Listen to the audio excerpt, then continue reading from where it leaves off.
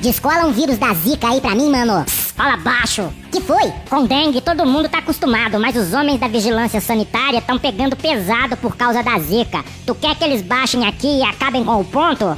Foi mal, mas tu tem aí ou não? Velho, eu tenho dengue. Dengue eu já tenho. E não tá bom? Dá mais onda não, me dá zica aí que falaram que o bagulho é louco. Velho, na boa, o Zaed tava tranquilo, a epidemia de dengue comendo, as autoridades dizendo que tava tudo sob controle, tá ligado? Ninguém tava nem aí com água parada, caixa d'água, mas tô vendo muito mosquito sangue bom dançando por causa dessa bosta dessa zika. Só quero ver qual é. É assim que começa, depois tu vai querer mais. Chikungunya, tu tem chikungunya? Psst, fala baixo. Chikungunya? Aí, pegou zika semana passada e já quer outro vírus. Tu quer zika, é? Quero. Não entra nessa, meu irmão, não faz a besteira que eu fiz.